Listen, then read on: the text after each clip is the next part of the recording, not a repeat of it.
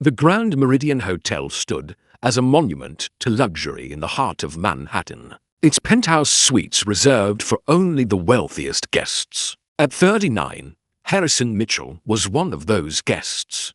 A real estate mogul who spent more nights in five-star hotels than in his own penthouse. He had just returned from a grueling business dinner, his tie loosened and exhaustion settling into his bones. All he wanted was to collapse into bed and forget about the merger talks that had consumed his entire week. But when he opened the door to his suite, he froze. A young woman lay curled up on his bed, fast asleep. She wore the hotel's housekeeping uniform, her blonde hair spilling across the pillow, one hand tucked beneath her cheek like a child. Her cleaning cart sat abandoned near the bathroom door. Harrison's first instinct was to call security, but something made him pause. He saw the dark circles under her eyes, visible even in sleep. The way her uniform hung loosely on her frame. The exhaustion etched into every line of her face, instead of reaching for the phone. He quietly pulled the armchair closer to the bed and sat down, studying this unexpected visitor. She could not have been more than 25. Her hands, resting on the silk duvet, were red and chapped from harsh cleaning chemicals. A name tag pinned to her uniform read Sophie. Harrison checked his watch. It was nearly midnight. How long had she been here? As if sensing his presence, Sophie stirred. Her eyes fluttered open, unfocused at first, then widening with absolute horror as she realized where she was. "Oh my God," she gasped, scrambling to sit up. "I am so sorry. I just sat down for 1 second, and I must have. Please do not call security. I need this job. I have never done this before, I swear." Harrison held up a calming hand. "Breathe. I am not calling anyone yet. But I would like to understand what happened." Sophie's face crumbled, tears spilling down her cheeks. "I worked a double shift. My co-worker called in sick, and I covered for her because she has kids. I have been here since 6 this morning. I just felt so dizzy, and I thought if I sat down for just a minute I would be okay. But I guess I fell asleep. Please, Mr. Mitchell, I cannot lose this job."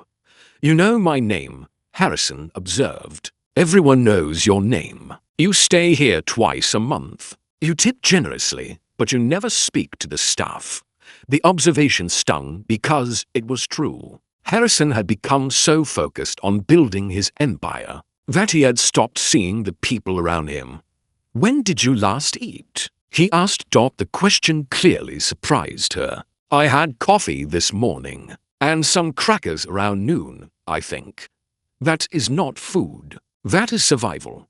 Harrison stood and walked to the suite's phone. "I am ordering room service. You are going to eat, and then you are going to tell me why someone working double shifts can barely afford to feed herself." "I really should go," Sophie protested weakly. "Let me worry about that," Harrison said. "Right now, I am more concerned about the fact that you almost passed out from exhaustion." Over the next hour, as Sophie hesitantly ate the meal Harrison had ordered, her story emerged. She was putting herself through nursing school while working at the hotel. Her mother had cancer, and the medical bills were crushing. Sophie sent most of her paycheck home, while living in a tiny room she shared with 2 other women. "I am almost done with school," she said. 6 more months and I can get a real job, make real money. I just have to hold on until then." "Why nursing?" Harrison asked.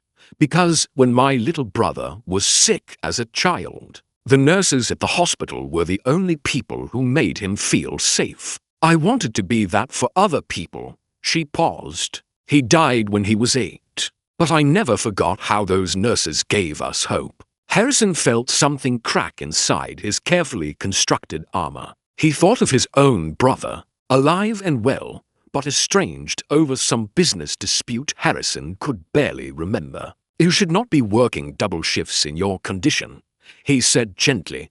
"I do not have a choice," Sophie said simply. The bills do not stop coming just because I am tired. Harrison made a decision that surprised even himself. What if you did have a choice? What if someone helped with those bills so you could focus on finishing school? Sophie's eyes widened. I cannot accept charity. It is not charity. Consider it an investment. You are training to help people. I am simply making sure you survive long enough to do that work. Why would you help me? Harrison smiled slightly. Because maybe if more people helped when they had the power to do so, fewer people would have to work themselves to collapse. He pulled out his wallet and extracted a business card. Call my assistant tomorrow. I will arrange to cover your mother's medical bills and your tuition. In return, all I ask is that when you become a nurse, you remember what it felt like to need help. And you give that same grace to someone else.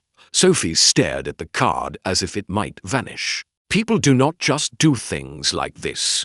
Maybe they should, Harrison said. Over the following months, Harrison found himself thinking about Sophie constantly. He checked in with his assistant regularly. He found excuses to stay at the Grand Meridian more often. The truth was, Sophie had awakened something in him. He thought he had lost the ability to see people instead of just their utility, to value connection over transaction.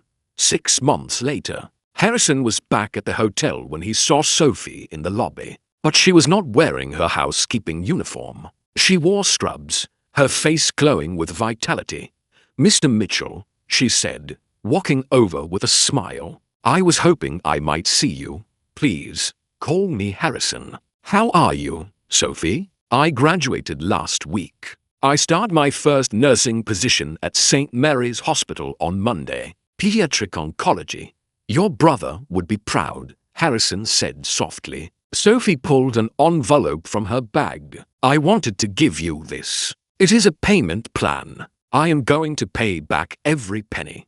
Harrison shook his head. "That was not our agreement, I know. But it is important to me. You gave me a chance when I had nothing to offer in return. Now I want to show you that your faith in me was not misplaced. Besides, I need to have something to pay forward to someone else someday." Harrison found himself genuinely smiling. "At least let me buy you coffee to celebrate your graduation. Only if you let me buy you dinner to say thank you properly." That coffee became dinner. Dinner became weekend walks through Central Park. Walks became long conversations about life and purpose. Harrison discovered that Sophie saw the world with a clarity he had lost. She noticed small beauties he rushed past. She asked questions that made him reconsider assumptions he had held for decades.